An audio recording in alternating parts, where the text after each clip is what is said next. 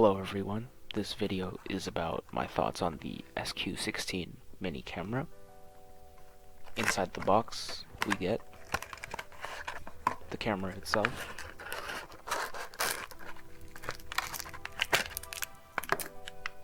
the user manual, a wrist strap, and a USB charging cable.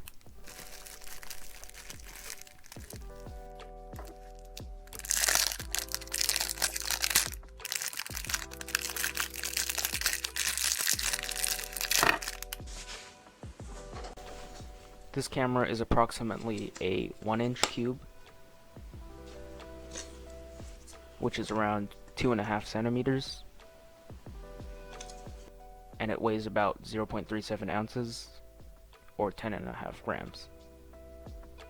Charging the camera takes around an hour and has both lights illuminated. When it is fully charged, the red light will be off. The SQ16 perfectly resembles a 6-sided die, where the 1 is the top of the camera, the 5 is the front, and the 6 is the bottom. I've brought in a die from Monopoly to compare, and as you can see, each side of the die is accurate to what it should be.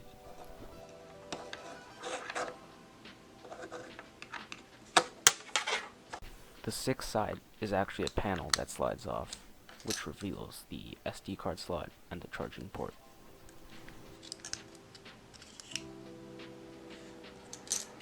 To turn on the camera, hold the power button until the blue light comes on. When the blue light flashes, that means it is in standby mode. Click the button while it is in standby mode in order to start a recording. Click the button in order to stop the recording. Double press the button to enable night vision mode. This turns on the 4 infrared lights at the front, which are invisible to my camera.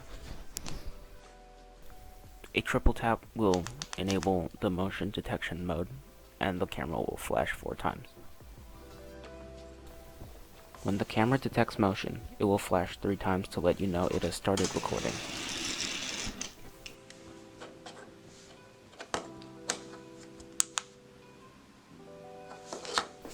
The motion detection mode has never worked consistently for me. I try to do a countdown here, and the camera starts even though my finger shouldn't be in frame. Please ignore any timestamps you see in this video. I did not bother setting them, and they can be switched off. Since this camera is part of the SQ series, I decided to compare it to my SQ12. For the first comparison, I decided to use this Nissan 370Z. As you can see, I'm holding it around 7 inches or 17 centimeters away from the cameras, and I do a simple 360 turn. This is what the SQ16 recorded. As you can see, the field of view is very narrow, and the car is out of focus. I think the car's proportions are also distorted as well.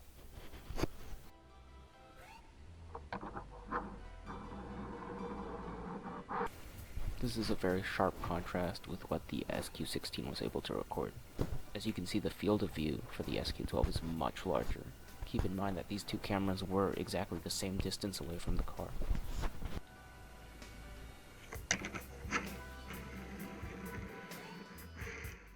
Next up is the audio test.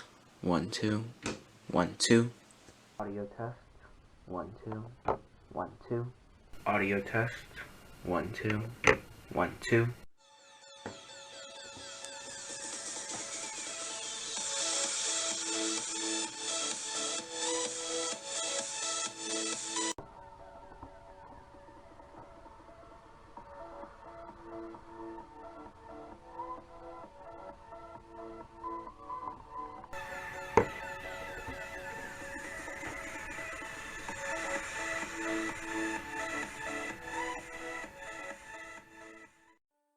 The audio from the SQ16 is muffled and quiet, but is passable in my opinion. For this next comparison, I decided to use a Tomica LaFerrari to test the night vision mode of these cameras.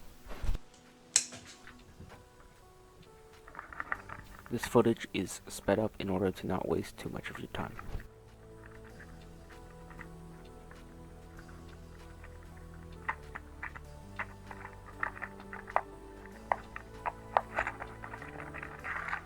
Overall, the night vision works. This was completely pitch black to me when I was recording it, and the camera is able to recognize certain shapes.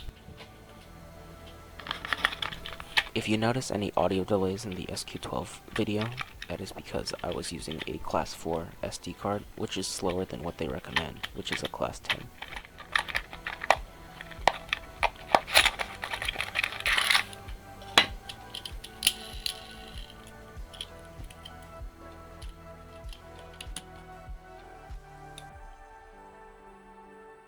Next, I took these cameras to the park. Please note that I was using them handheld.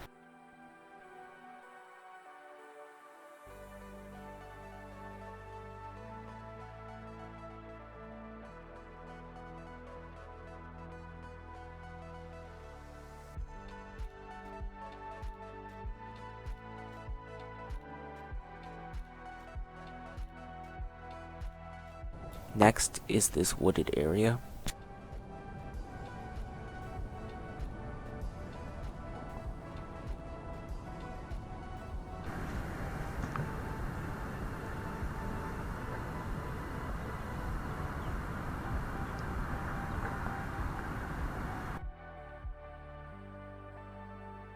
Finally is this view of the ocean.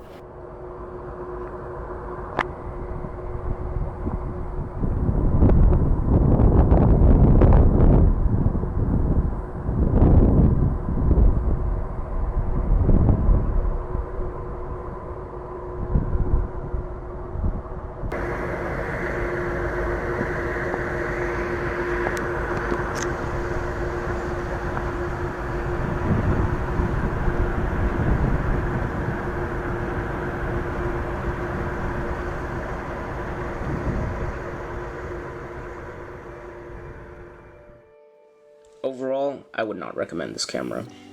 It's a fun novelty because it looks like a die, but that's about it. The video quality itself is quite poor, and the field of view is simply too narrow. If you were to buy an SQ camera, I would just suggest buying an SQ12. It's just better in my opinion. But that's about it. Thanks for watching. Leave a rating if you want, leave a comment, and have a great day.